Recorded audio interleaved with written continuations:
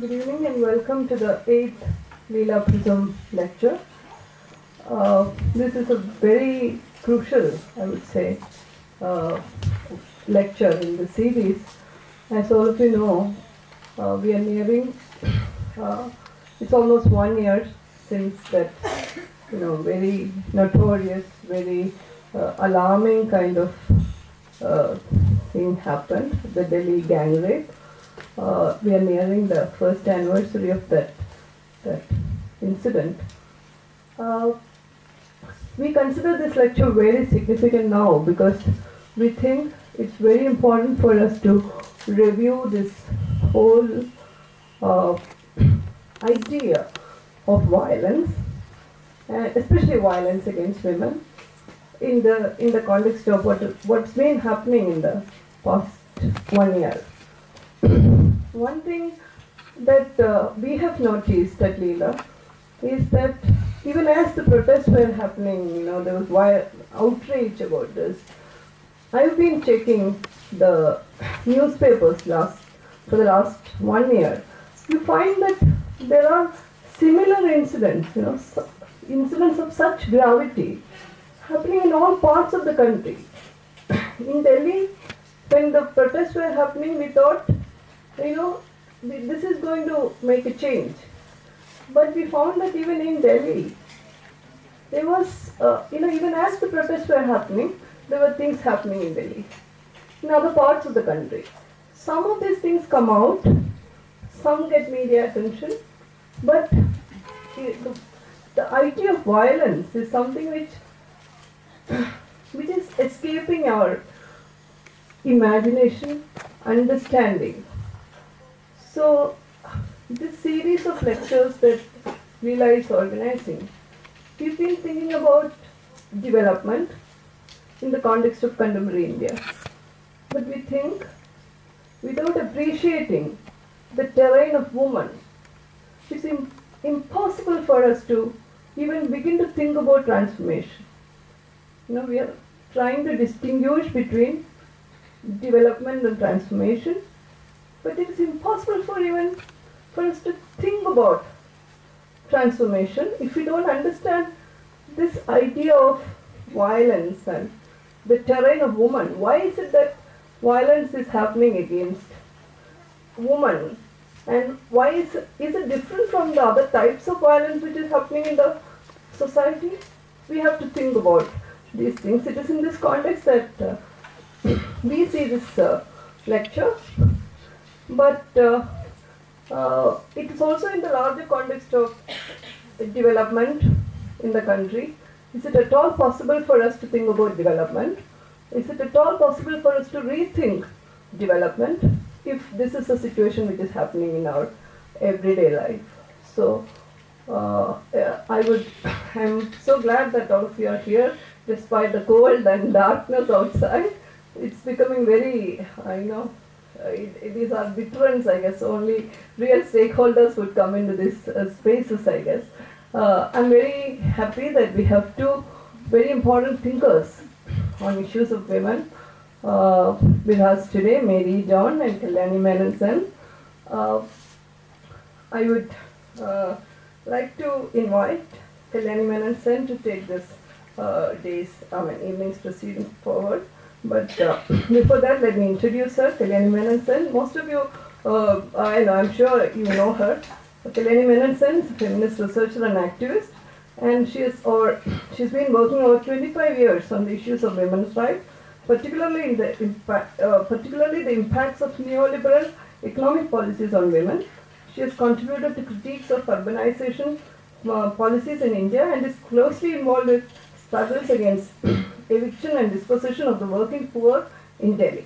She has written and campaigned on issues of violence against women, particularly state violence, and its linkage with economic policies. I invite Kalyani to take this.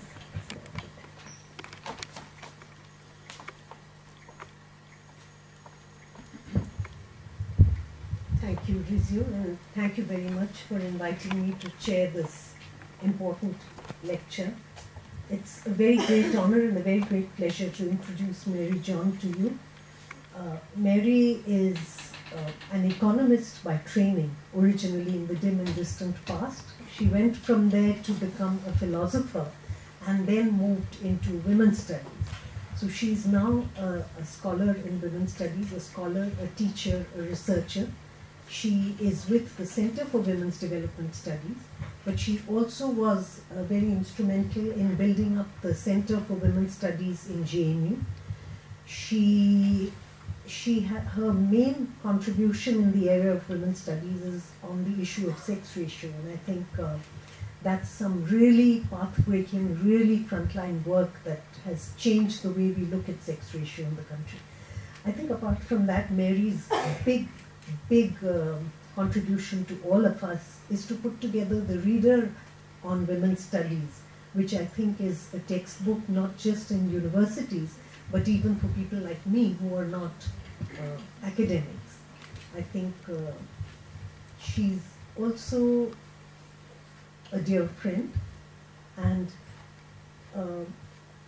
I think she's one of the feminists who pushes us as feminists to think beyond our own dogmas and questions what we feel is something that's tried and tested and true. And I asked Mary to give us her lecture right away because, like Rizio said, so many questions have been raised after the December 16th event and the movement following that. And these questions have been certainly in the media, certainly in government circles, but also in homes, in families, places where young people meet and talk, online forums.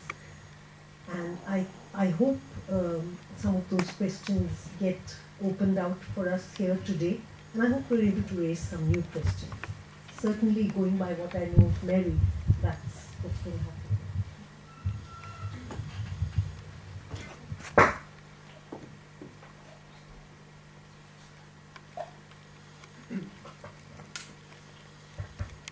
Can you hear me?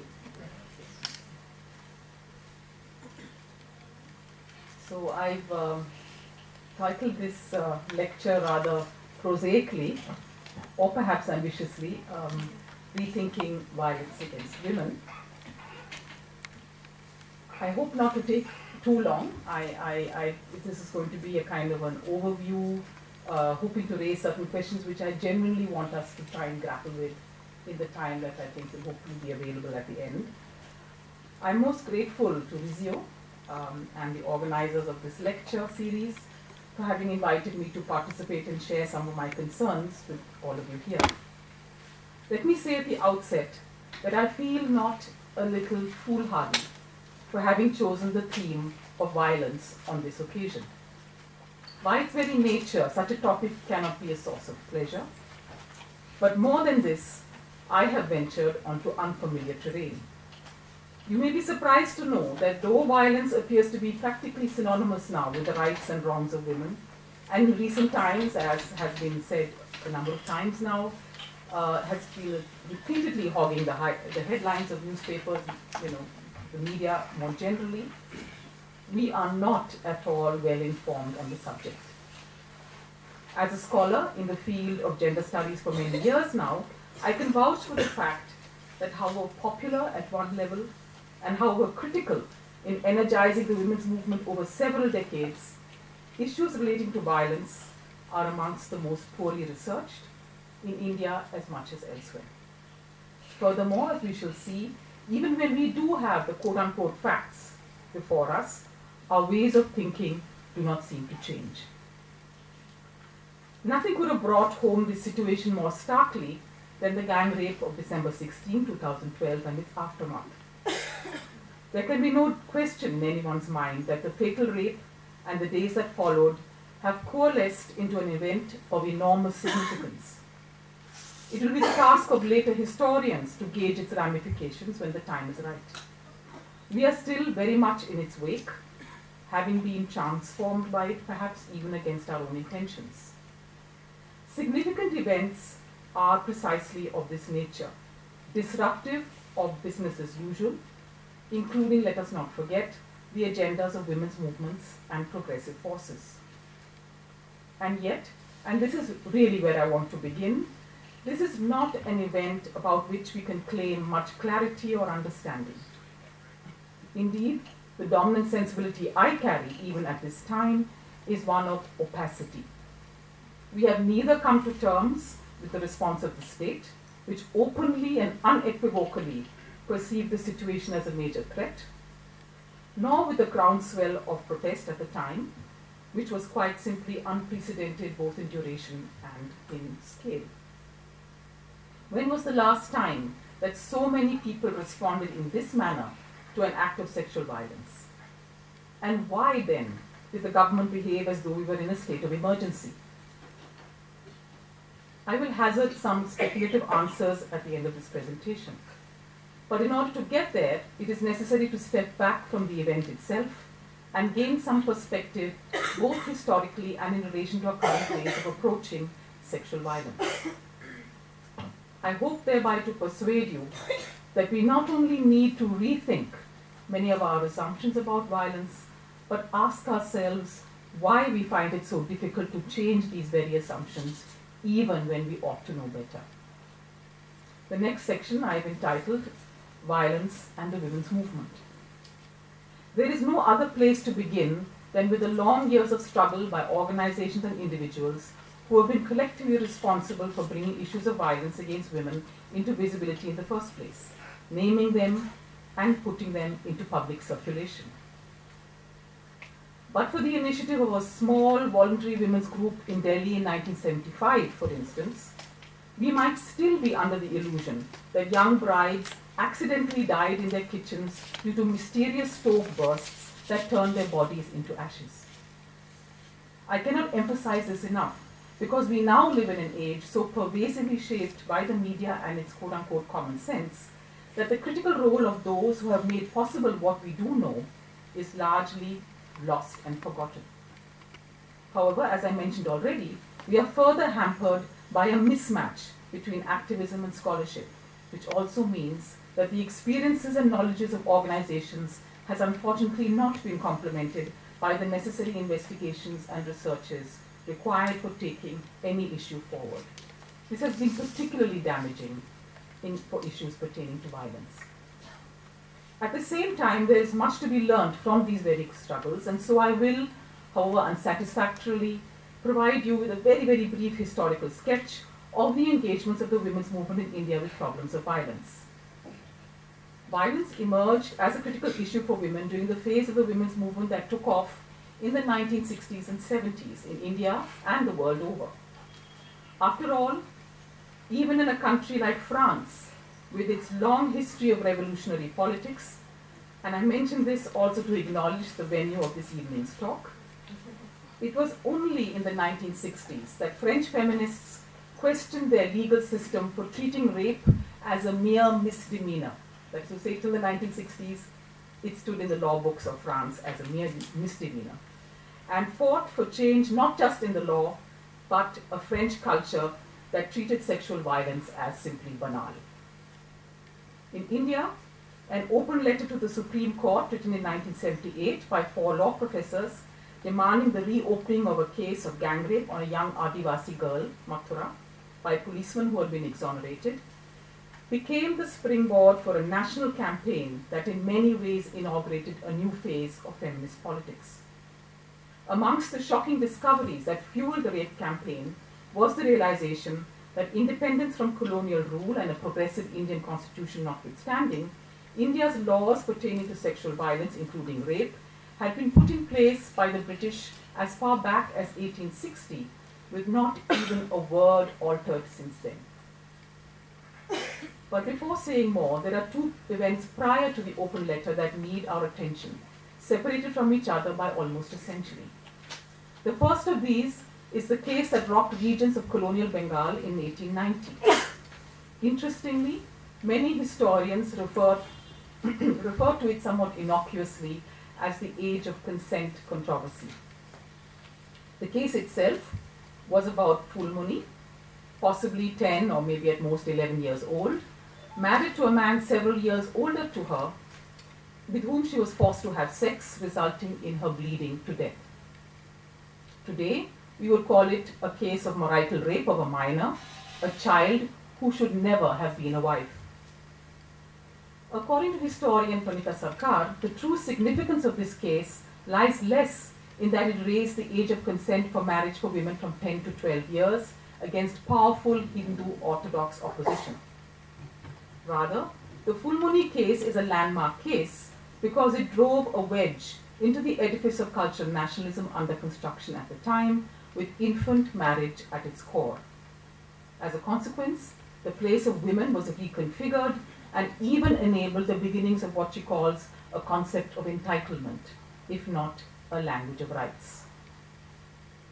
It is clear, therefore, that violence, and more specifically rape, played no small part during the colonial struggles over women and their status.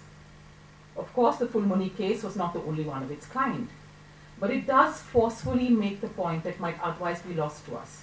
Rape, and in this case marital rape, occupied a decisive place in a prehistory of women's rights. Let us fast forward now to post-independence India and the turbulent years of the 1970s, which saw the imposition of a national state of emergency by Indira Gandhi from 75 to 77. Its lifting, however, did not imply a simple return to quote-unquote normalcy, certainly not in the city of Hyderabad. In 1978, a young Muslim woman, Ramiza B, and her husband, who were visiting the city and asked for directions at a police station, became twin victims. The woman was gang raped, and the husband actually killed for trying to protest. When the news spread, it sparked wider protests that led to violent demonstrations and police firings, which the state sought to control by imposing president's rule. However, justice was nowhere in sight, as Ramiza B was framed as a prostitute who could therefore be sexually assaulted with impunity, her husband relegating to being her pimp. The issue itself became communalized in a context already volatile with post-emergency politics. Such moments could be multiplied, but it is necessary to recover their significance before entering the better documented history of the last 3 decades, made possible by the pioneering initiatives of several women's organizations, feminists, and lawyers. The Mathura case that I had mentioned earlier, and the open letter foregrounded matters of consent and coercion, age and sexuality, the role of the state and its purported custodians, here the police, which are still as pertinent as ever after all this time.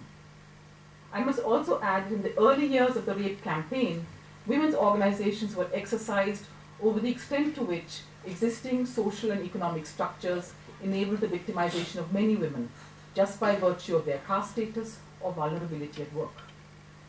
Latika Sarkar, one of the signatories of the open letter, proposed the term power rape for this kind of structurally enabled sexual violence, but the term was dropped when it was pointed out that all rapes involved a relationship of power between the male rapist and his female victim. If the 1980s could be loosely characterized as the first decade of the rape campaign, in the critical decade of the 1990s, the question of sexual violence was to acquire more complexity and density. Demands for rape reform in the 1980s went hand in hand with the struggle over dowry deaths, campaigns against the ubiquity of quote-unquote Eve teasing, as it was called in those days, in public spaces, and much more. But already by the end of that decade, questions of caste and religious communalism took women's struggles for justice onto new terrain. Let me take caste first. Though caste-based violence was not unknown to women's organizations, it is nonetheless unclear as to where the women's movement stood in relation to the Scheduled Castes and Scheduled Tribes Prevention of Atrocities Act of 1989. This act was passed after prolonged pressure from Dalit MPs who had been witnessing case after case of murder, arson, looting, and yes, rape on Dalits across the country, but where everyone, including the state apparatus, appeared to be mere bystanders. It was only in the 1990s that a new level of caste awareness amongst women's organizations and feminists became palpable, in part because of the gendered aspects of the Chunduru massacre in Andhra Pradesh and the more general impact of the anti-Mandal agitations of 1990. Newly mobilized Dalit women's organizations emphasized the everyday structural violence against the reality of most Dalit women. Accusations of sexual harassment and violence against Dalit men on behalf of upper caste women were also frequently heard and even played out as justification for subsequent attacks on Dalit households. Communal violence too foregrounded sexual violence and rape in horrifying ways that have been the subject of several reports and documentaries. It's hard to say what makes one's blood run colder: the fearful accounts of Muslim survivors or the unabashed testimonies of Hindu perpetrators and the collusion of Hindu women. In the wake of the destruction of the Babri Masjid in December of 1992 and the riots and pogroms visited upon the Muslim populations of several cities and towns, culminating in the events of Gujarat a decade later, the explicit targeting of women, including pregnant ones, is what will always remain etched on our minds. Today we are confronted with the violence of Muzaffarnagar, which does not seem to want to end. Let us not forget the role of Hindutva leaders like Sabri Tambara, who openly incited Hindu men to violence with accounts of male Muslim lust and rape on helpless Hindu women, a refrain, as it turned out, that was a revival of one of the founding narratives of the Hindu Mahasabha of 1927.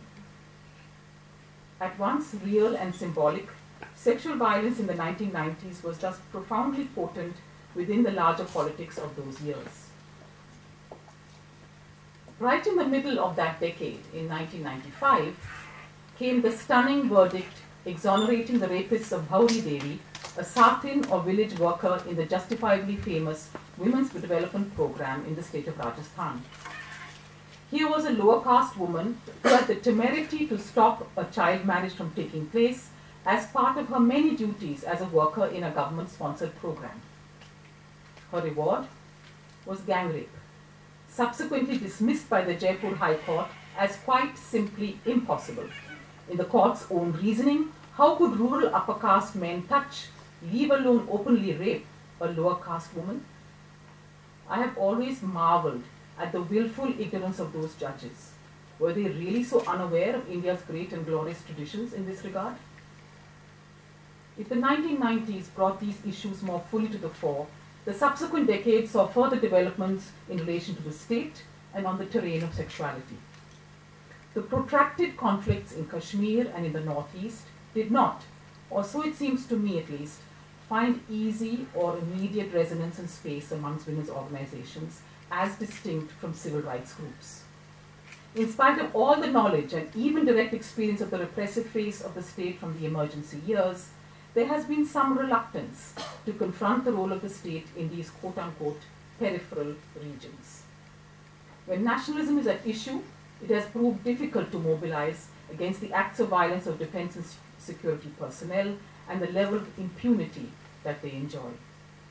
Although we have witnessed the rape and death of Manorama that provoked the cries of the Manipuri women activists to the army, rape us, the staggering courage of Irom Sharmila, the ongoing battle of Soni Sori against torture, and so much more, it has taken long years for significant sections of the movement to question the credibility of state violence and of laws such as the Armed Forces Special Powers Act, in force in our country since 1957.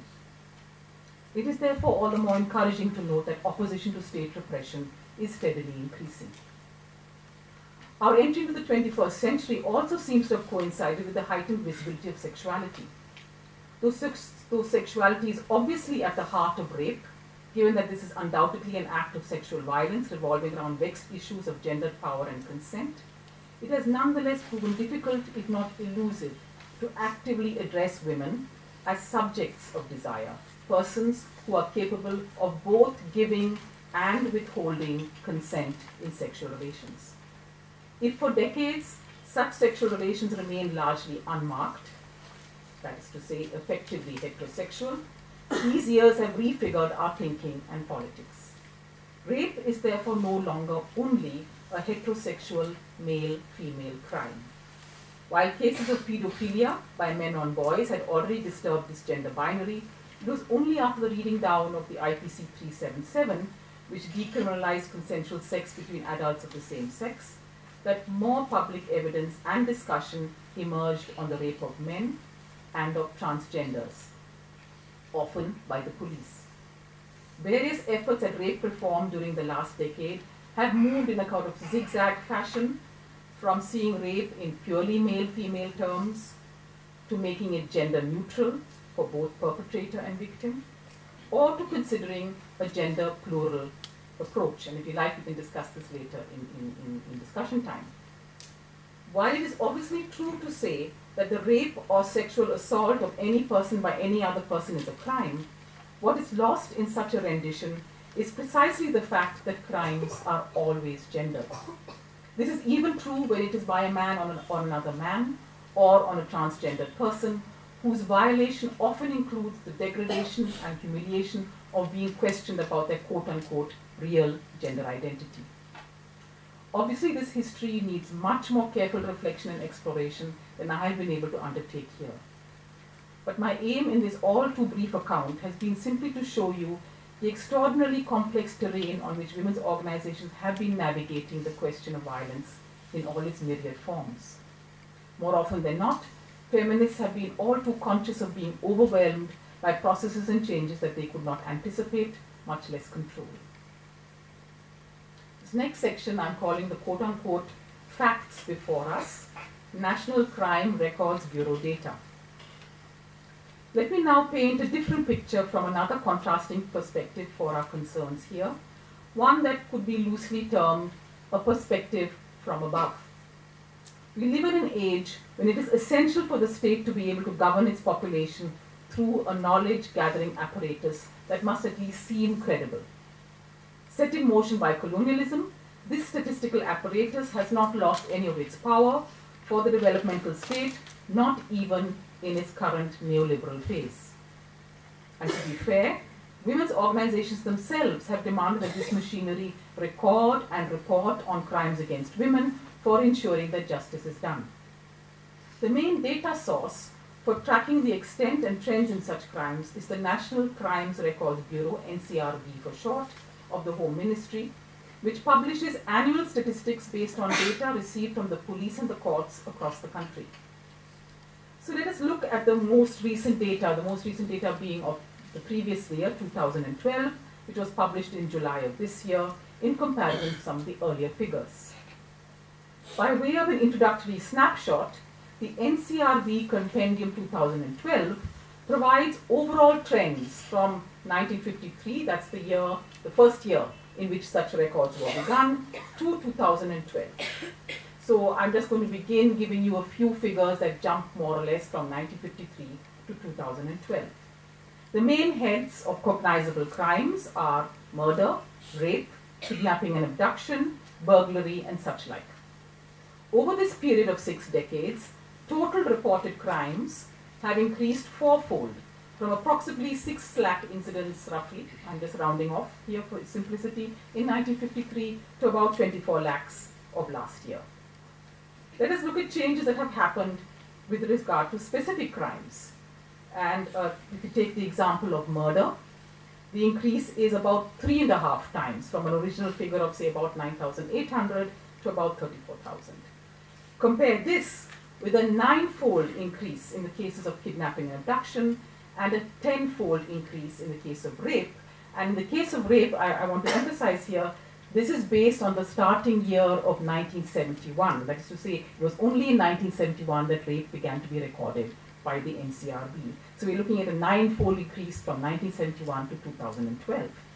So if we were to convert these figures into, say, annual, very simply, average annual rates of growth, where murders have increased at approximately 4% per annum, kidnapping and abduction has increased by 13%, and the average annual increase in rape is as much as 21.5%. Understandably, much of the discussion on data involving violence has revolved around the relationship between actual incidents and its reporting by the police. A high degree of underreporting deeply affects crimes against women in particular, given all the fear and shame that are integral to such violence, as well as the frequent refusal of the police to record such crimes in the first place. Therefore, if the number of rapes reported has increased so much more than all other crimes, we must note the positive aspect, namely that more and more people are coming forward to demand justice from the state apparatus, and that at least some of the police are more willing to take such crimes seriously. Statisticians also argue that there are indications of an actual rise in the number of crimes in Indian society compared to the past, because you can imagine this is a sort of chicken and egg question. How do we actually understand these increases? Do they really mean actual increases, or was it simply invisible before? But there are claims that are made that yes, there are increases actually, and this of course raises further questions as to why this could be so. What are the causes for it? So let us focus now, and I'm going to ask, okay, well, they've already jumped ahead of me. Okay, this table, you shouldn't have listened, now you can watch this table. Okay, till now it wasn't on my agenda. This table is actually the last decade, that is to say 2003 to 2000, that is 2 points in time, 2003-2012, crimes against women only. These are the main heads that are reported by the police, rape, and the IPC sections, corresponding sections in the Indian Penal Code, rape, kidnapping and abduction, cruelty by husbands and relatives, assault on women with intent to outrage her modesty. This is still the language of 1860. We now call it sexual harassment. Insult to the modesty of woman, also sexual harassment. And at the bottom are total. There are a few smaller items, dowry deaths, I haven't put up here, the numbers are very, very small. Trafficking, the numbers are also very, very small. So they won't be a perfect match. But here you have incidents, that is to say, the first column, the first two columns are giving you the actual number. Okay, that means actually the number of rapes reported were 15,800 in 2003 and jumped to 24,900 and so on. These are actual numbers, rounded to the nearest 100. And the next is giving you rates. And the way the NCRB goes about this is to count the number of incidents per 1 lakh of the corresponding population, in this case the female population. So we've had to do a little bit of calculating ourselves, and these are the rates that you see. With huge amounts of underreporting, take that for granted, but this is the picture that the NCRB is giving us. Okay, so we have rape, kidnapping, deaths, cruelty by husbands and relatives, by the husband, and outraging the modesty of a woman. This was actually earlier even called eve teasing, now we call it sexual harassment, and so on. And this is my first, for some of us now no longer surprising, but maybe surprising for many of you, the number one by far, whether you look at 2003 or 2012, is not rape, it's cruelty by a husband and relatives. Okay, this is the number one, whichever way you look at it, whether before or after, and also in terms of the rate of the crime.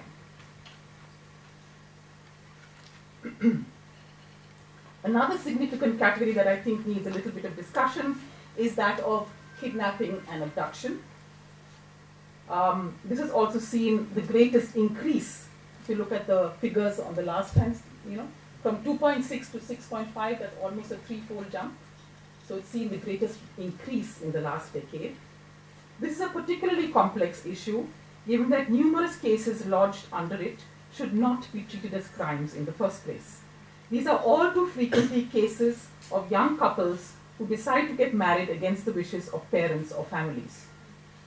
The girl's own family members then lodge a case of kidnapping and abduction against the boy by claiming that the girl did not consent or that she was a minor. Such cases have grown, as I indicated, have grown considerably in the last decade, especially in North India. If you did a kind of a district-wise mapping, you'd see it was all very black in North and Northwest India. And the city of Delhi has by far the largest number. This is worth mentioning because it is unfair, I think, that Delhi is only known as the rape capital of our country, when it also deserves the claim of being the elopement capital of our country. When it comes to rape, we have to begin with a strong effort to correct a huge misconception, which is that most rapists are strangers to the victim. The statistics tell us the exact opposite, as only a minuscule proportion of reported cases involve strangers. And I think you'll be shocked to hear the proportion. The national average is barely 2%. and that of Delhi 10%. Now keep in mind the nature of the relationship between actual incidents and its reporting.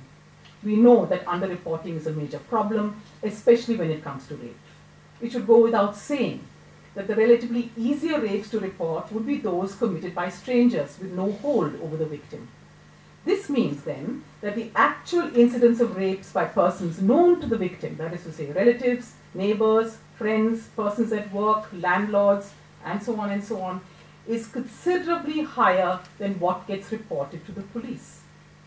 So, in other words, this 2% is actually not even 2%. It will probably become a decimal point by the time we actually look at the number of cases. It also therefore highlights a crucial social fact. Contrary to popular common sense, the stranger rapist is actually the exception, while the familiar rapist is the rule. We are faced therefore with two interlocking perspectives on violence against women. On the one hand, several decades of organizing have spanned an extraordinary array of forms of violence that had to be variously identified and named by the women's movement, by feminists, in the everyday experiences of sexual harassment on roads and buses, within families, from dowry murder to domestic violence of all kinds, including marital rape, in rural and urban contexts, from landlord rape to hostile working environments, situations where the so-called custodians of the law were the actual perpetrators, and finally, terrifying eruptions of apparent lawlessness where pogroms and atrocities provided a screen for targeted sexual attacks, especially on Dalit and Muslim women. On the other hand, you have seen what the Home Ministry's official data sources say. Against the odds of a reluctant, if not hostile, police force and the vulnerabilities of survivors, the data is unequivocal. It is family members who are the most indicted for acts of violence against women, and it is men known to the victim who are by far the most frequent rapists. Well before the December incident and also after it, feminists have been crying themselves hoarse against the persistent common sense. And this is the image of the rapist lurking in dark alleys.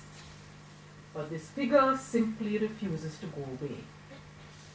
In an effort to counter the exceptionality that sticks so stubbornly to rape, considerable effort has been made to invoke broader perspectives on violence against women as a continuum of violence rather than a random or individual event. Many have reiterated that we inhabit a rape culture that affects everyone, where impunity is everywhere, as much in the everyday experiences of sexual harassment on a crowded city bus as in the rapes being reported with frightening regularity from the Badlands of Haryana. Much has been made of the changing slogans of the protesters in the wake of the December 16th case. After the initial cries for the death penalty, came demands for justice and freedom for Soni Sori, for the victims of Kashmir, Kerlanji, and so on. However, at the risk of swimming against this tide, I believe that we need to pay much more careful attention to the problem that we are up against. The idea of a continuum of violence or a generalized rape culture can be quite misleading, precisely because it fails to capture the hierarchical and segmented quality of different women's lives in their relationship to violence. Such a universal picture erases the chasms that separate the worlds where violence has been normalized from those where they can be exceptionalized, experienced as anonymous or random. We are unable to grasp that brutal violence of the kind suffered by the victim of December 16th is quote-unquote normal for many women who would otherwise be indistinguishable from the young physiotherapy student boarding a bus at 9 p.m. after watching a movie. Indistinguishable, that is, except for the decisive difference that they are always living in what we in Delhi would think of as states of exception. Or perhaps I should put it the other way around. What may have so shocked the citizenry of Delhi last December was the very fact that the kind of violence so easily associated with other spaces and people, where it has become normal, like atrocities on Dalits, pogroms against minorities, attacks under curfew in the northeast, that such a situation invaded our spaces, brutalized our women, and devastated our claims for better futures. But if this is indeed what happened, however briefly, perhaps we should not be so surprised when the state cracks down on protesters in India Gate much in the same way as it would have in Srinagar, Chhattisgarh, or Manipur.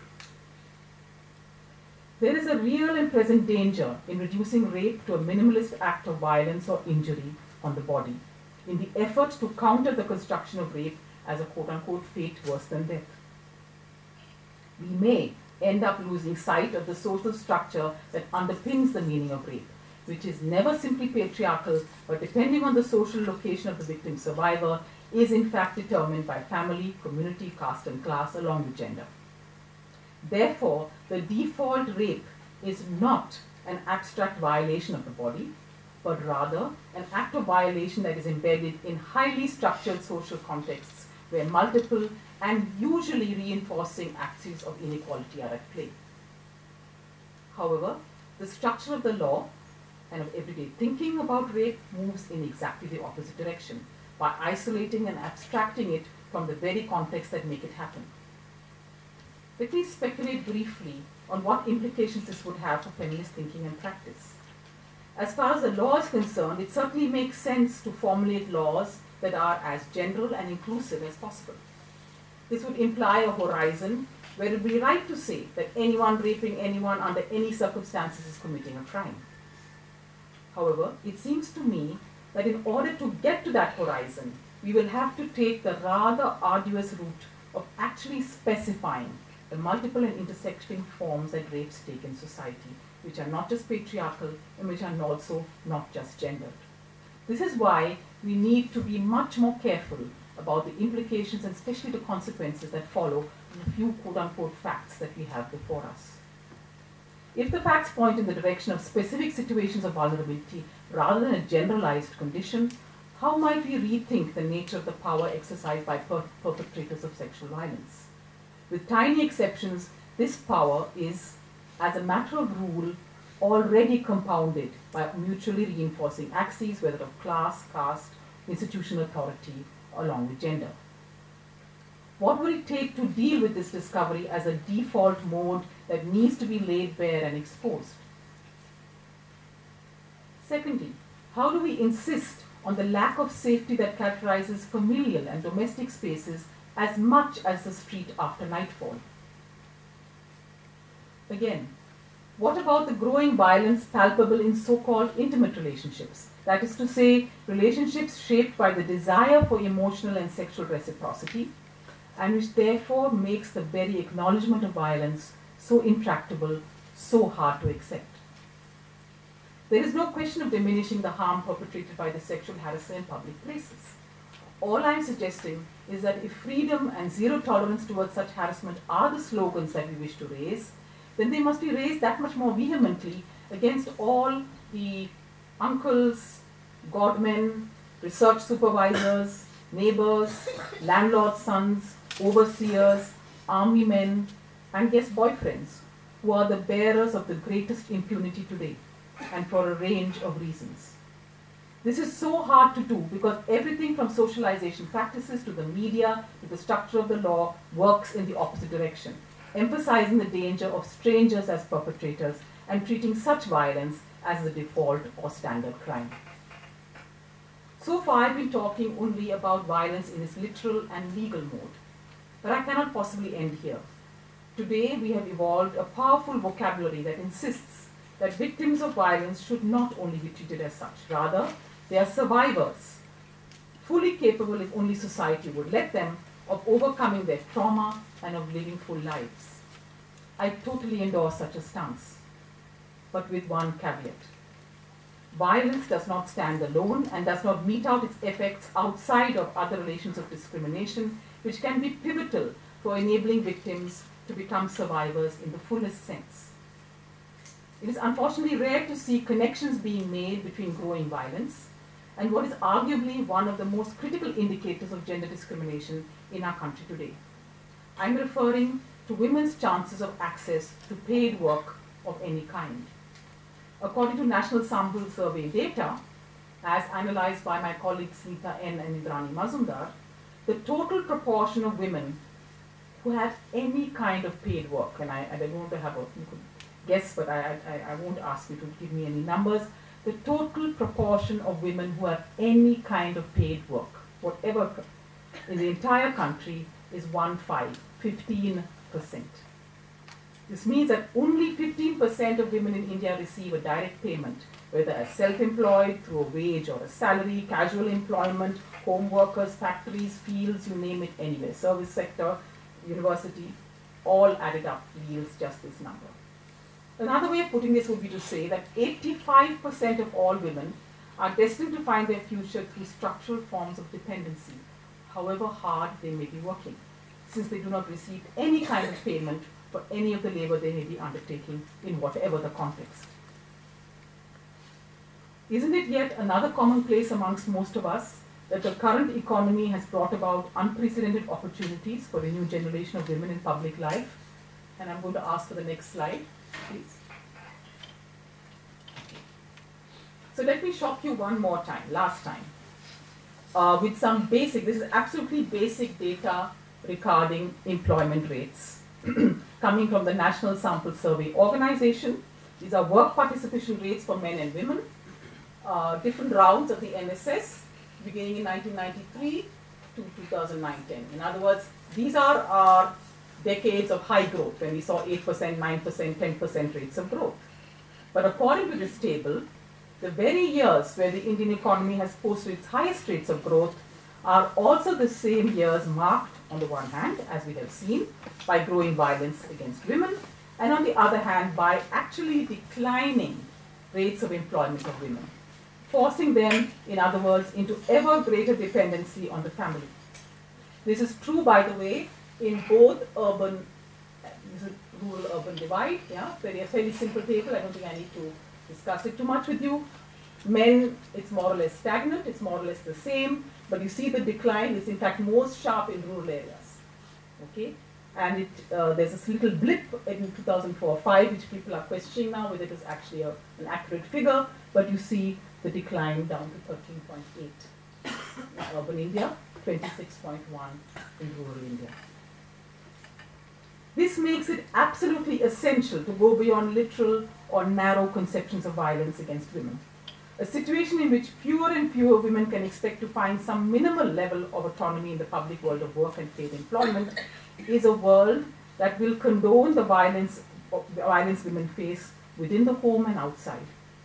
It is also a world in which the perpetrators of such violence will acquire impunity because their victims are either directly or indirectly dependent on them.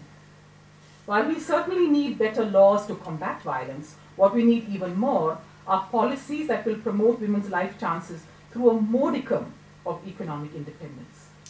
If we are unwilling to do this, then we must at least stop being surprised about the growing violence that women are facing.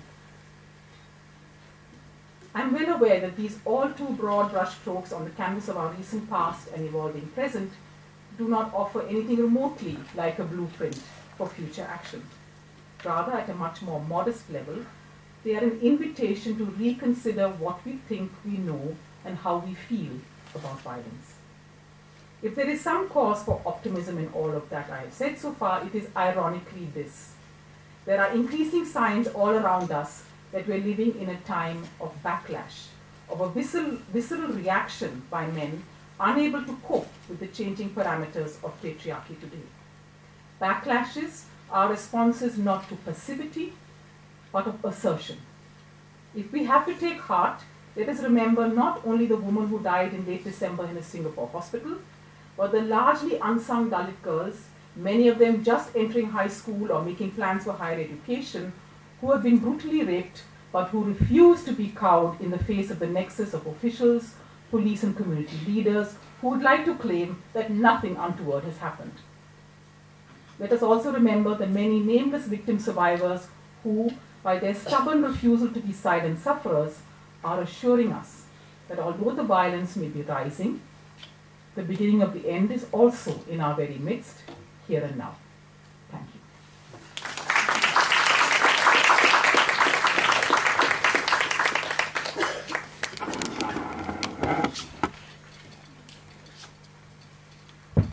Thank you, Mary.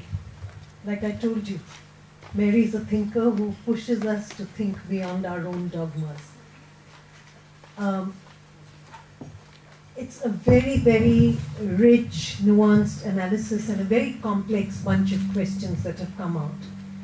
But in a very interesting way, for me, they also link with the kind of questions that people have been asking in the normal and everyday spaces, including in women's organizations after the Delhi case. We started off with that before Mary spoke, and I just want to touch that issue again before we open up to the discussion. So questions like, why did the Delhi case spark this kind of response? I mean, there are thousands of other cases all over the country which are as gruesome, if not more gruesome. What was it about the Delhi case that created this huge and unprecedented churning in the way we look at violence? In fact, a lot of people are saying most people will never think of violence against women in the same way after the way the terrain has changed. But would the response have been the same, let's say, if Nirbhaya was a Dalit girl? Would the response have been the same if she was a sex worker? If she was a married woman living separately from her husband? Those are the kind of questions a lot of people are asking. Also, a question that Mary has thrown up for us. Why do some kinds of violence excite more horror, more outrage than other kinds? Why does rape seem worse than, let's say, having your hand cut off? Or even having your nose cut off, which is something that still happens. Right? So I think what I'd like to emphasize as the point at which Mary has left the discussion and which we need to talk about is that looking at violence against women only through the lens of patriarchy does not give us any leads into the question of why it's happening or why it's increasing or what we need to do to combat it.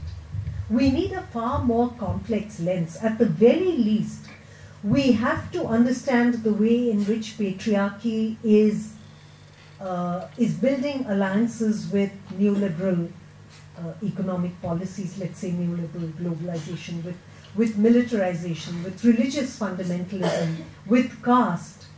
We have to understand that whole nexus of forces which has made women's bodies the battleground for their race for power, let's say, and complete domination. Particularly, some instances that Mary mentioned, Chhattisgarh, Jharkhand, Orissa. What is happening in these places is like a case study of the way the state uses violence to further its economic policies. In a very, very bare bones way, the policy of allowing corporations, private economic entities, to exploit natural resources, whether land, forests, water, minerals, that policy comes into direct conflict with laws which are on our statute books, which allow Adivasi communities to claim ownership over these resources, to have stewardship over these resources, and to decide their disposal. And what we are seeing now is Adivasi communities who recognize this right and who refuse to give it up in the direct line of fire of the state. And what we have is programs like Operation Green Hunt. Now, the government would like us to believe that Operation Green Hunt has nothing to do with economic policies, that it is about national security. It's about a war against those who would destroy the Indian state.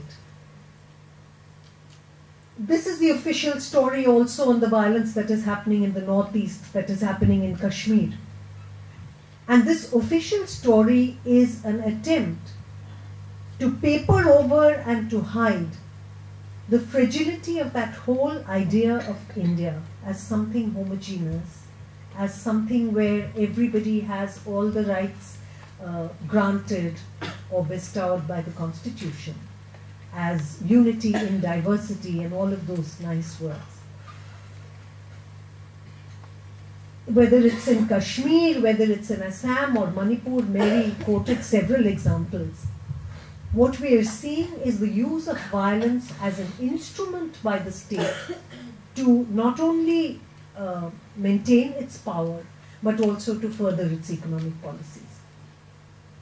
And let's also not forget the collusion of a supposedly secular state in creating a very Hinduized model of nationalism. Thank you, Mary, for taking us back to that link between the justification of particular kinds of violence in the cause of nationalism. So many of us here would know that it was Hindu nationalist freedom fighters who most strongly defended the Hindu personal law and its provision for allowing child marriages against interference by Western reformers. Let's not forget that connection, and let's not forget that the state is still using its power to sustain this model of nationalism. So, on the one hand, we have the RSS and overt Hindu right-wing nationalism, the rapes of nuns, the rapes of Adivasi women who refuse to reconvert, these violent movements for reconversions and all of that. But on the other hand, let's also not overlook the fact that the state is colluding in hiding this violence, in delaying and denying justice, in randomizing it, as Mary said, refusing to recognize the pattern and the underlying forces behind this violence is a very good way of making it invisible, of looking at it as random, scattered incidents. Or it was this person who did it because he is so-and-so or such and such.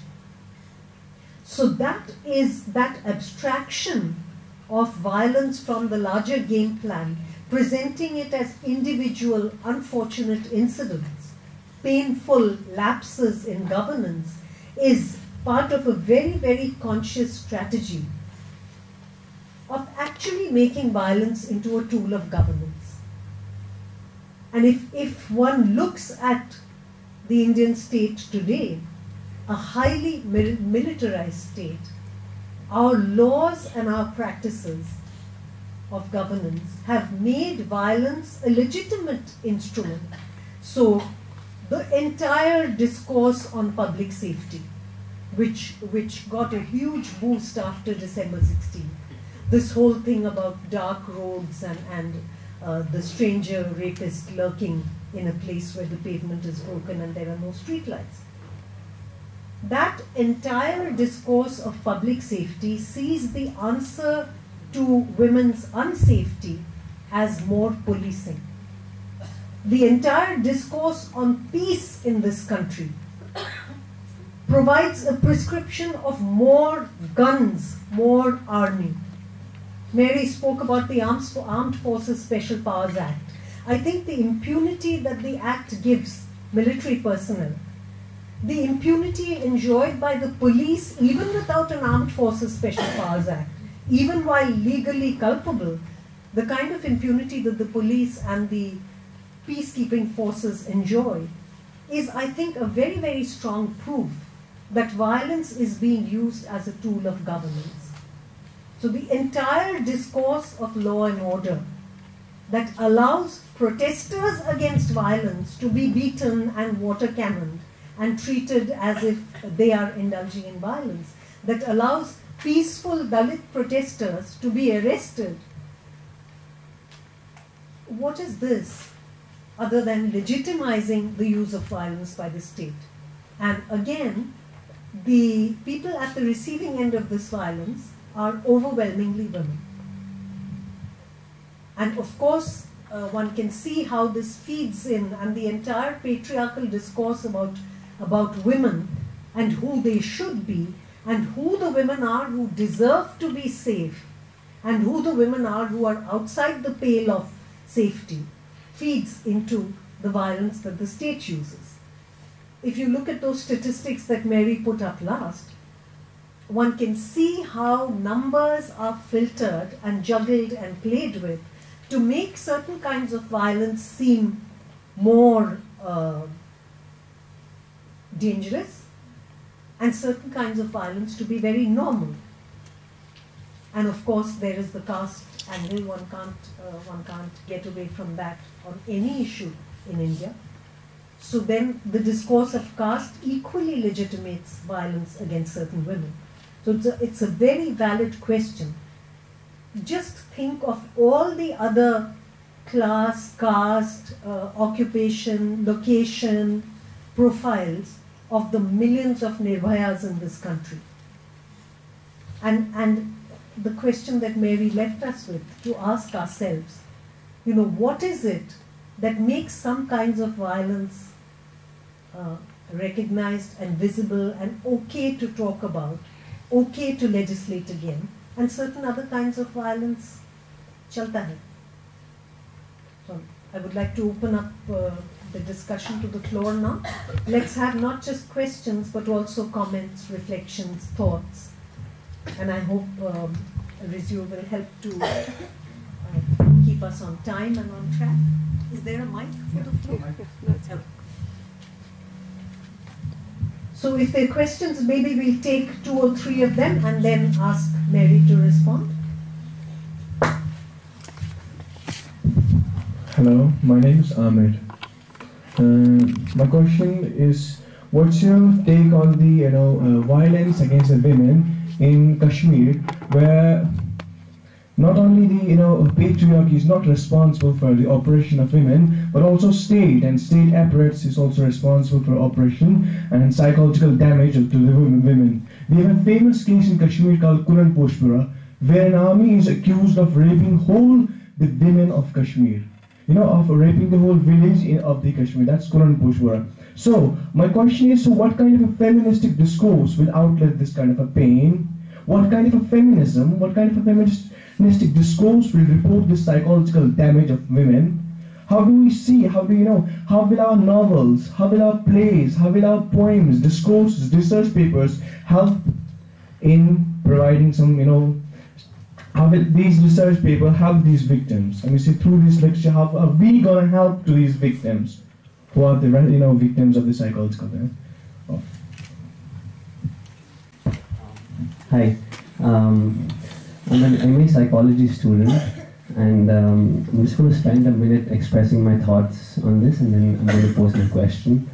Well, I've been doing a lot of observations and research, and I have realized that if we do focus on the media, they have been reporting all the crimes in a passive voice. For example, we looked at woman 18 raped by 4 men, So it's always the emphasis on the victim and not the victimizer. That's my first observation. My second is we all understand that the objective is to sensitize men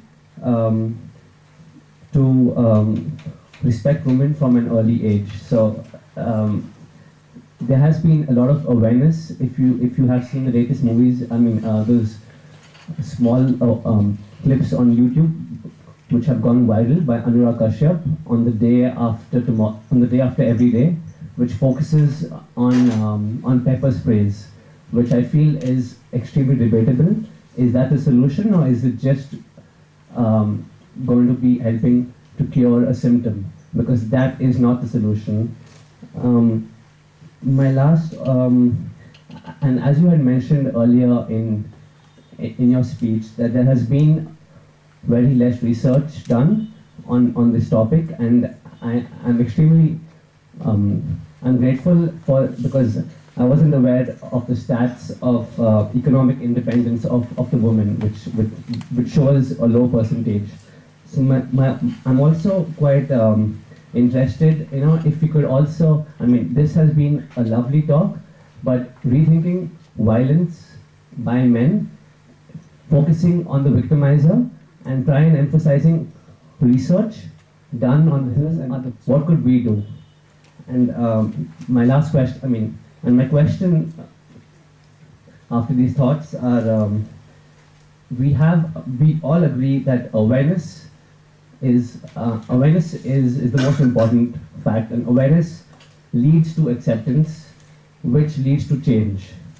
So we are aware, we have accepted, and we want to actionize. It's a new word, but it's converting your words into actions. So what can we do as individuals? 3 steps that we can take as individuals to prevent violence against women.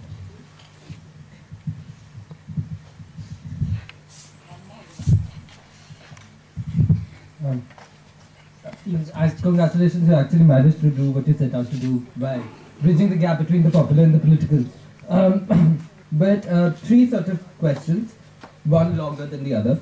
But the first one, I want you to actually firstly sort of go back to the divide that you had created between activism and politics.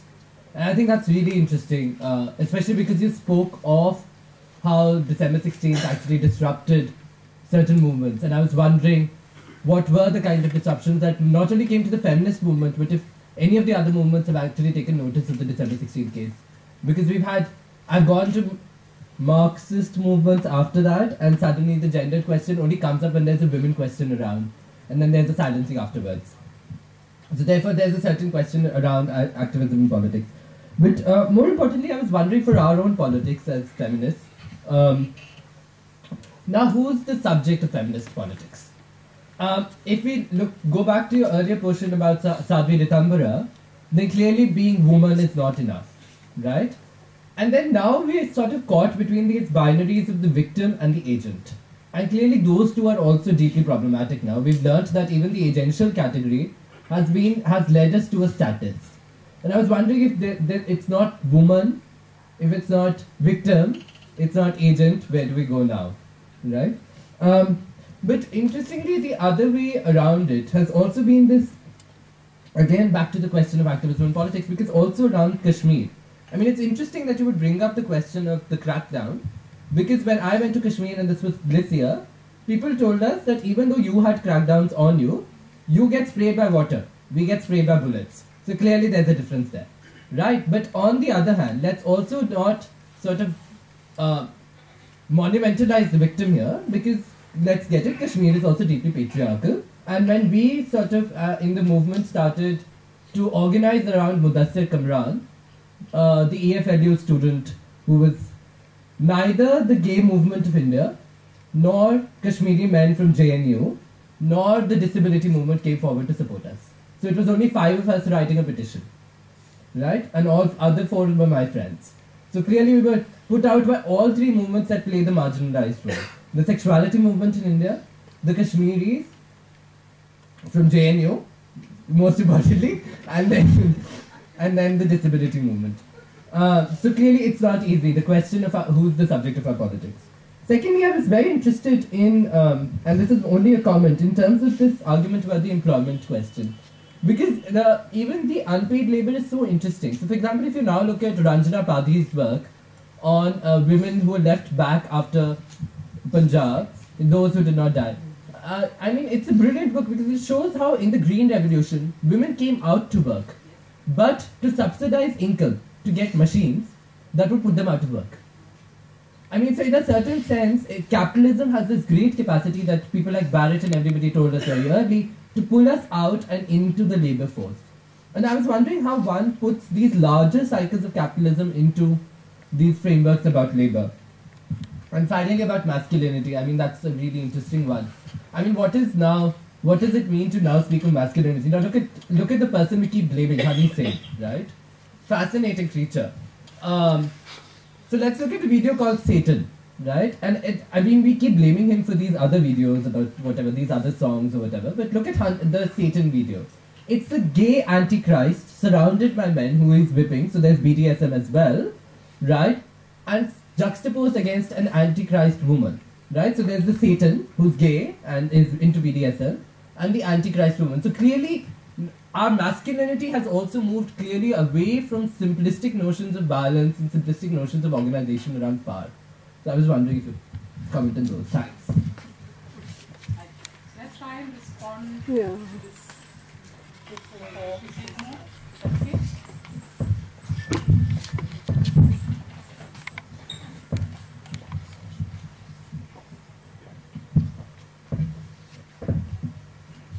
Okay. Amazing comments, questions. I don't know whether these are answerable in any simple sense, but I think I feel very, very good because I feel the spirit of what I was trying to do has clearly found resonance amongst all of you, and that's exactly what I was hoping to get. The first, Amir, I think you had the question on Kashmir, and I'm obviously with you. I mean, a lot of what I was saying was precisely that patriarchy does not work alone. It never does. Whether in Kashmir or in Delhi or in Kerala, it is never not, it is always embedded in a whole range of relationships, and the state, more than ever before, is, as I think you heard the chair Kalyani talk about, very clearly the kind of legitimation of violence that today the state carries. So at that level, I don't think there's any two ways about it. Okay? Nobody would question that the state in Kashmir is not playing, possibly in a certain level, an extraordinarily powerful role vis-a-vis any individual Kashmiri family, if you like, right? But I think we have to go the next step from that. That is to say, families are not disappeared because of the nature of state power. People are continually living in families. Families continue to be marked by complex relationships of power of their own, whether by age or gender. That hasn't just, we should not make the mistake when we point out that there is not only patriarchy. Let us not make the twin mistake then of somehow erasing, it's then only a story of state repression. See, we can keep on doing this game of saying, and we've done this for too long. So somebody will say it's only capitalism. Somebody else will say it's only Brahmanical power. Somebody else will say in Kashmir it's only the state. We badly need to bring the forces together. And I think this links up with, I think, one of the points that Vikram was trying to make, that even under conditions, sometimes we might say the situation is so overdetermined. That is to say, at the height of the, Gujarat riots, at the height of the attacks in Bombay and Hyderabad after the Babri Masjid. This is a very, very poignant question that, for instance, Flavia Agnes, a very, very well-known feminist lawyer, she raised this question: can I, in the face of this kind of attack on Muslim men, is this the moment in which I can talk domestic violence? Because the police are only too glad to see as many Muslim men taken to the jail as possible. So these moments create profound dilemmas for us. These are dilemmas. That is to say, Muslim men have not stopped beating their women under conditions of severe repression on themselves. But is this the moment when I can raise this question? Or will this be overdetermined precisely by this communalization that I'm with? So we need to therefore strategize very carefully. A, we need to recognize that it is not a question of an either or. Okay? Do not pit patriarchy against the state and its power. Patriarchy is also finding a life. There are women in Kashmir who will have things to say about their husbands, about their brothers, including, let me say, just to put my thoughts on the table, including my militant brothers and husbands. Yes, they will have things to say about that, not always in agreement with those. So let us recognize that difficult moment, but let us then also strategize when and how will we be able to tackle some of these issues more than others. So today the major battle must be to fight, as I think Kalyani also said, we have to fight state repression. We have to demand the repeal of the UPSPA. We have to demand that the army has to leave Kashmir. I'm totally with you on all of that. But when you're talking things like psychological damage, and I'm glad you called it psychological damage, because there is that element that does require psychic forms of healing. No? There was a particular question about the incident of Kunanpur in the village. Yes. In the Kunanpur, that's very incident, I know. Yes, I understand that. So how are research papers helping the victims, say? Oh, you're asking me because I said we have too little research. So how well, it depends on how engaged. Not having any research will not be helpful. Will you agree with me there? So can we have research that is engaged? Can we have research that actually wishes to partner the issues on the ground? And in the case of violence, we have far too little research. So we are working only at the level of emotions, at the level of what the media chooses to look at, and so on. Okay? wonderful set of thoughts and comments. You didn't give me, I don't know your name. Udayan. The thing we know the least about is perpetrators. We know next to nothing in India about perpetrators. The kind of little bit of data and research that exists in, say, the US or other contexts over-psychologizes, okay? I mean, I'm one of those people who believes that one of the, if you look at the Indian situation and we look at the kind of research that we have and we look at broadly, whether it be gender issues, whether it be the social sciences, one of the missing, and I'm very glad you said you're a psychology student, one of the glaring gaps in our, in the resources that we have is the missing dimension of psychology. There's no two ways about it. In the West, there's sometimes the opposite problem. Everything is overly psychologized. So every rapist must have had some child abuse in childhood, and that's the beginning and end of the story as to why they are what they are. And that is also not going to do the story for us. So what we need is how do we bring psychology into our existing more structural, more social, if you like, ways of understanding why perpetrators do what they do. I'm completely with you. The next talk should not be against women. It should be by men, violence by men. Why and how does it happen? What we currently have, it's anybody's guess. At this point in time, it's anybody's guess, and maybe this is an encouragement to you to maybe take on this. And let me say, there's one reason why maybe we have so little research. One of the obvious reasons why it's very difficult to study. It's in every way the hardest to study. We have some very sort of, how shall I say, we have some National Families Survey data on domestic violence, which jumps from anemia to how many times were you punched by your husband. That's not the kind of data that's particularly helpful. We have national crimes record data, the kind I showed you. We should use it more because that actually tells you about perpetrators to some extent, to some minimal extent. Maybe we need to push the NCRB to give us much more information. Get FIR, I know it's very hard to lodge an FIR, but maybe we need to get much more data on the perpetrators when we do lodge FIRs. Vikram, you had 1 million questions, which I think is not very fair. I think your one big point you made, which was about the disruption of our business as usual activisms by this event, and yes, it did. And I'm one of those people who went to India Gate. I think it was the Wednesday or the Thursday. We were about 200 or 300 women of the usual women's organizations, and we went and we hollered and we made a human chain and we did what we did, and we had no clue that the very next morning there would be tens of thousands of young people, many of them young people, by the way, but of varying ages, I would say, who were not feminist in any obvious sense, and many of whom were raising the death penalty as their primary slogan. I don't have an obvious answer for you here. I don't, one could try and sort of break it down to all the various elements, the particular way in which the media covered it, the particular way the social media covered this particular event, the particular nature of this case that somehow went to the heart of a lot of people. There's enormous levels of empathy. I mean, this young woman who was made out to be this, brilliant student who's, there were all kinds of coverages about her and how hard she worked and whatever, which also obviated some of the usual. Otherwise, the first question would have been, why was she out at night? What relationship did she have to her boyfriend? How dare, But those questions, when they were raised, were actually very quickly scotched on the whole. We may ask ourselves, would it have been the same if she had been alone? What if she had been alone that night? There was the male protector who also stood by her, who was also attacked. We could go on and on those levels, but I'm not so sure beyond a point what we would gain from exactly that.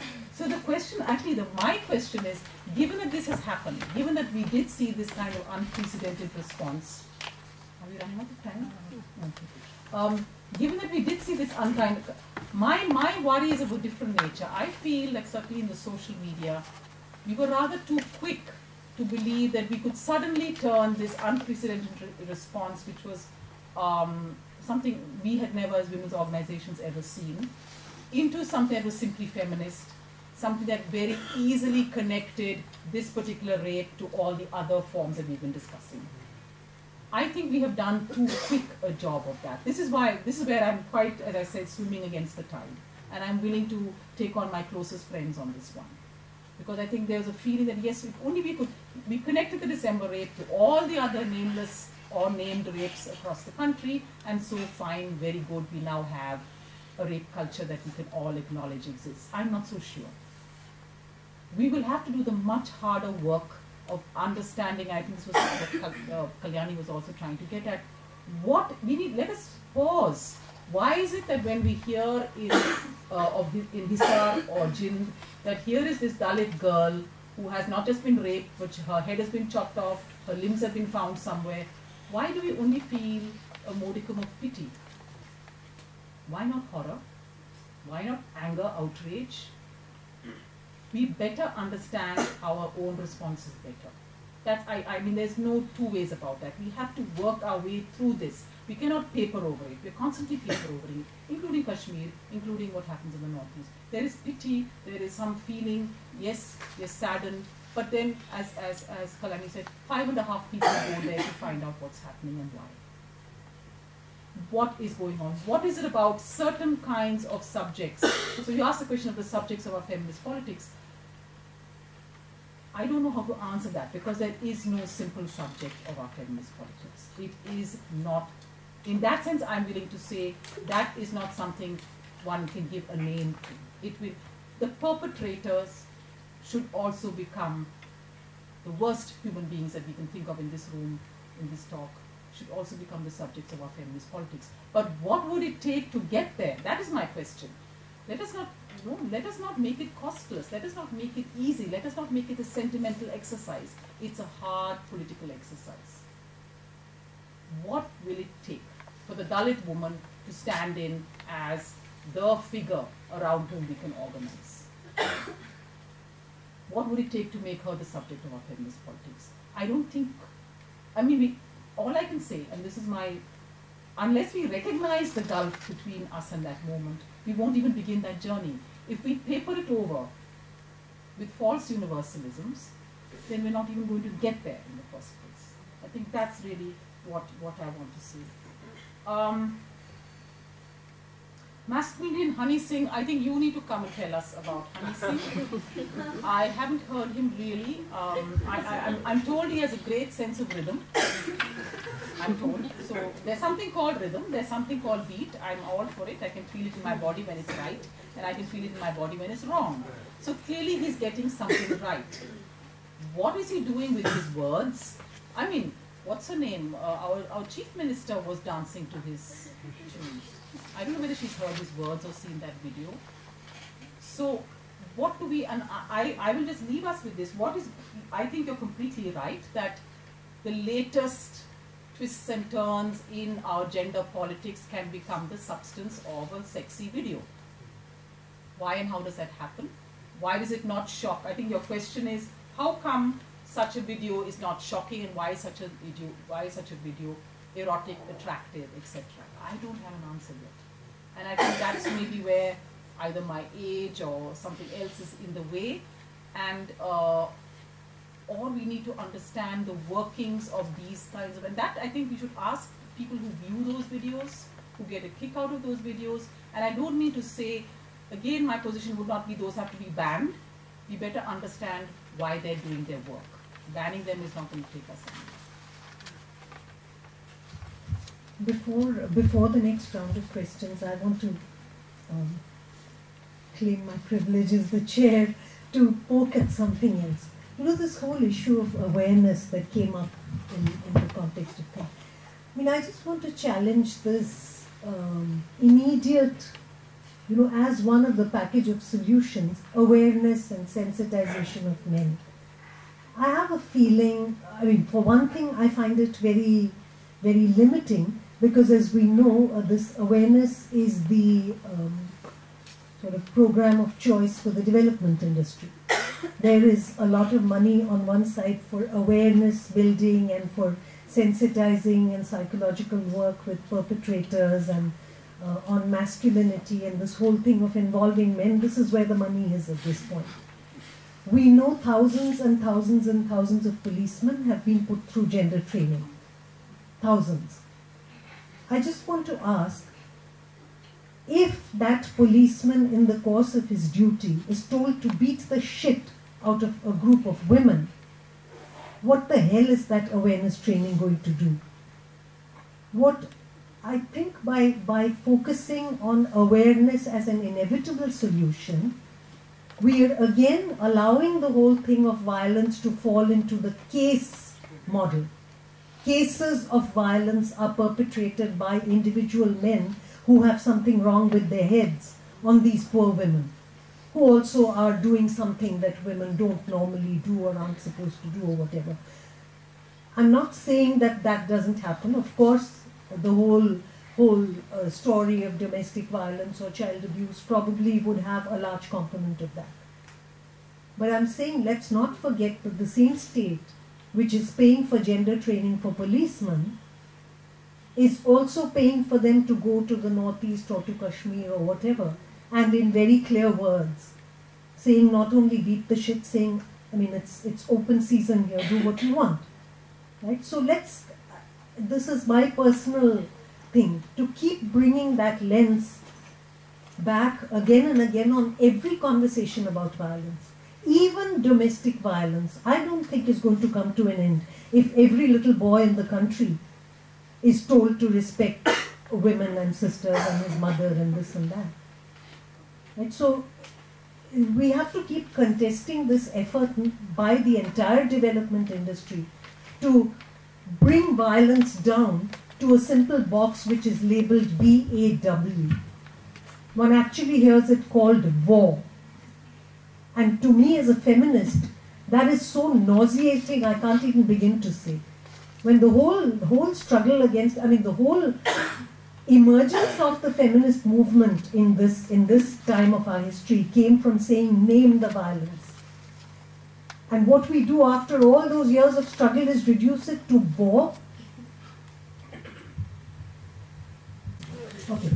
You gave us figures on rape, and the second one was on kidnapping and abduction.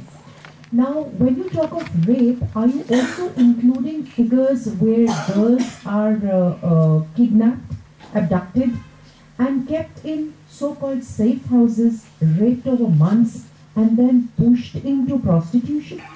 Or are those figures totally not acknowledged here?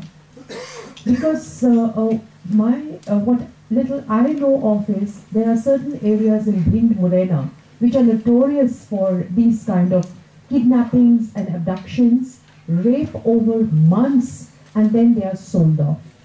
You know, so I'm not a feminist and I am not into gender studies, but I would like to draw your attention to this fact. Kalyani, you talked of violence as a tool of governance.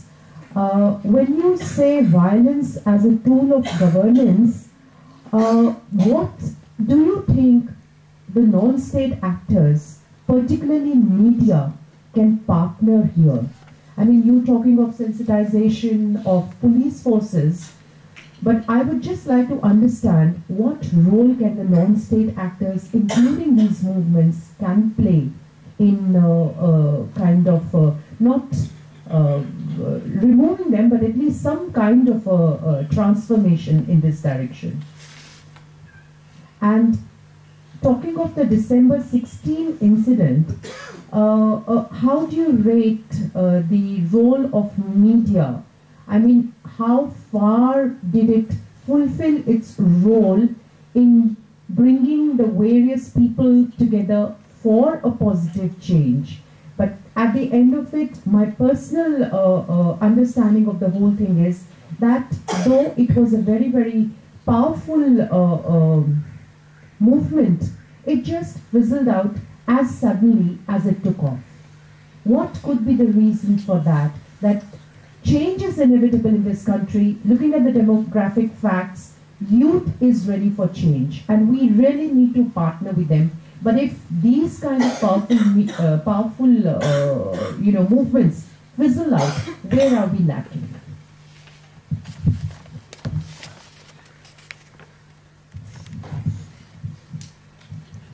I am a PhD English literature student and I am working on contemporary feminist Indian poetry. So I have been, listening to a lot of, recently we had Nivedita Menon and Kavita Krishnan also talking about the body and violence and gender. Also being very interested in sexuality. Something I always think is, when we talk about violence against women, we assume that the violence has to come from men. So I entirely agree that perhaps most of the time it does. But even when you talked about rape, you talked about male violence, you talked about transgender, but you never mentioned women. So I understand that, fine, perhaps in a very sexual way, rape might not be possible between two women. But if we take cognizance of attraction between two women, of a woman for a woman, then we also have to see that women are not sacrosanct or somehow better than men, and that women are fallible to the same traps as men are, and we do have harassment of women by women. And I think that talking about this would be very different, because in a country where we don't even acknowledge consensual homosexual attraction or desire, to talk about females harassing females might have repercussions on the entire LGBT movement. So perhaps that is another reason why people might not want to talk about it. But then in some sense it also completely disregards the fact that that is also present as a form of desire.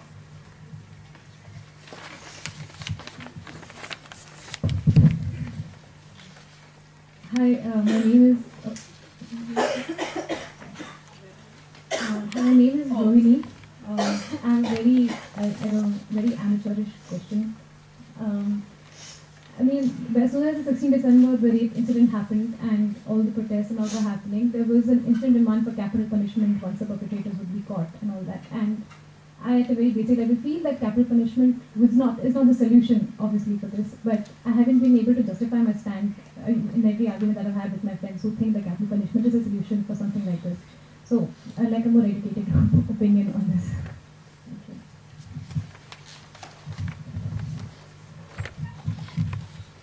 Hi, I'm Deepthi and I'm a student of, I will be making films once I graduate now. And firstly, I'd like to point out something that I was looking for an answer. I was really looking for an answer in my last semester as to who is the subject of feminism today. And through a documentary, I interviewed a couple of men across, class, religion, caste, and the point, we all came to a certain, certain point, no matter what, English speaking, Gujarati speaking, Hindi speaking, whatever. We came to a point where everyone realized that everyone's on the same side and is being victimized by the state. So I'm not sure if not including men would not be a great idea, because through the talk, these men, they spoke, and they spoke in an environment where they felt safe, that they're not being judged, they're not being whatever they've learned, whatever the conditioning has been so far. They do make certain statements and they do say certain things which, as they grow up, they realize should not be said or should not be done. But they realize slowly and steadily, and it probably is with regards to their conditioning, I'm not sure. But when they spoke about themselves, and it could be a psychological impact also, when they just spoke about themselves in a very safe environment, they realized that they are also victims of patriarchy, that they are also victims of the way capitalism is, taking over patriarchy, the way religion is taking over patriarchy, and all of those things. The second is a question. Film is very chauvinistic and very patriarchal. The history of film has been such, where if a professor is talking about the great film directors, they will talk about Kurosawa, they will talk about films like Rashomon, they'll talk about films like One Flew Over the Cuckoo's Nest, which is absolutely psychological violence for women. Even to watch such a film, it's derogatory. So I wanted to know how to keep, how should I even talk to my fellow, crew members about subjects like feminism, where, these artists, they just go unquestioned. Their personal lives are just unquestioned. And they can talk about, like, a film like Rashomon, there are 4 perspectives on how a woman gets raped. Right, so I would really like to know how to talk to such people about such things. Can I take these responses? I don't know if there's got time for third round. Let's get a show of hands. How many more people would like to? If it's just 1 or 2, then let's. How many more questions? Yes, sir. Just comments. No, Sorry? just comments. No Comment. If there's just 1 hand, then I suggest maybe. Yeah, let's take it down. Yeah, could we pass it to a friend? Past, not decades, not centuries, maybe for the past thousands of years. And there's nothing being done about it. Even today in the 21st century, if a woman is raped, she has to undergo all the trouble, psychological, emotional. No one wants to marry her. She can't go out in the crowded open. If she wants to go to an educational institution, she faces issues there. If she goes to the police at times, rather than helping her, harass her more. When she comes to the courts, rather than being helped there, she's harassed more by the lawyers of the opposite side by being asked some questions which shouldn't be asked in open. So I wonder what is being done by the feminist movements to shift this burden on the victimizer and to liberate the victim of this kind of treatment. The second thing what I have observed is in your speech or in your lecture, the focus is on violence against women by men. And I would like to add to what has already been said by some members of the audience, that it is not just violence against women by men, and it is not just violence against women by women.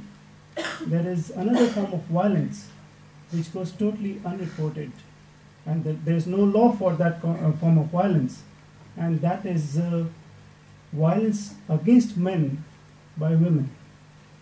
Because I have come across these husbands who have reported of such forms of violences happening in their families, in their houses.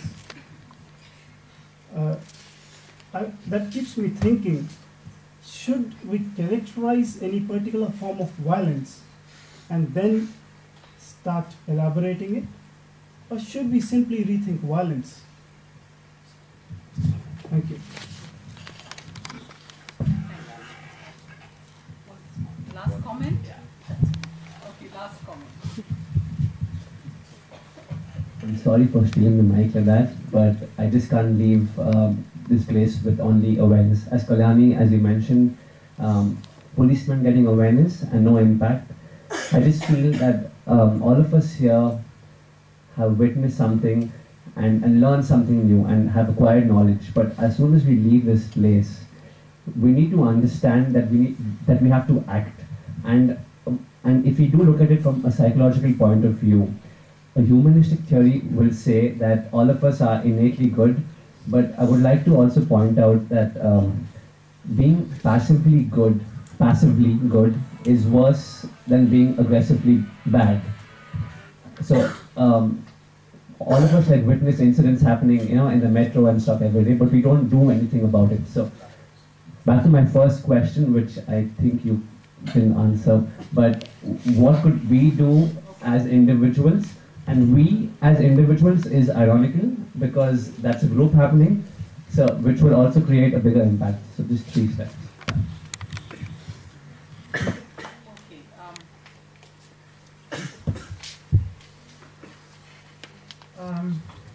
Let me begin, I think, just because I think there were so many questions, I'm going to work a little bit backwards. Nitin, your questions as a lawyer. I invite you, I think feminist lawyers have done a tremendous amount. It's one of the areas we can be particularly proud of, even if we feel we may not have achieved what we wish to achieve. All the issues you have raised have been debated, considered, demanded. Rape reform has been particularly, I think one of the issues you raised was what has sometimes been quite openly called second rape. That the victim of rape effectively experiences a second rape. From the two-finger test, I don't know if you know this, there is still a two-finger test on our law books, which have to be inserted into the vagina of the victim. Can you imagine that kind of trauma after rape has been committed? To the kind of cross-questioning that you're talking about. So there's no two ways about that. This is being fought over. It's a question of the Home Ministry's ever listening to some of these things that we have said.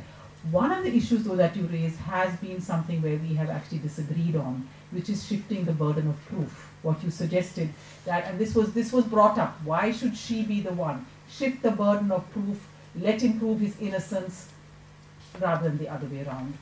We have, however, in spite of all that I have said and all that you have described, we have, however, felt that this is not a situation wherein which this very, very fundamental notion of justice, that someone is innocent until proven, someone is innocent until proven guilty, why would we want to automatically and by fiat turn it the other way around? This is open to then the kind of abuse and so on that we can see happening. I don't think the answer, again I'm saying, we cannot look for quick fix solutions. I think the temptation, because of the horrors of violence, is to look for quick fix solutions. So a quick fix solution is make him guilty. Let's see how, whatever. Let him find witnesses. Let us turn the tables on him. I'm not so sure. We have to change the laws bit by bit. We have to remove the two-finger test. We have to allow for either in-camera trials or a much more clearer code of guidelines as to how and what kinds of questions can be asked of the victim, who is just, by the way, she's simply a witness, by the way.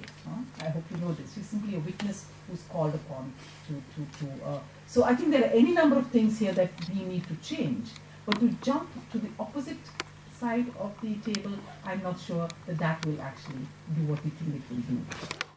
Does that need to be on our law books in terms of punitive action, or rather is this something we want to politicize and create an understanding and an awareness over? I think that's where I would be on that.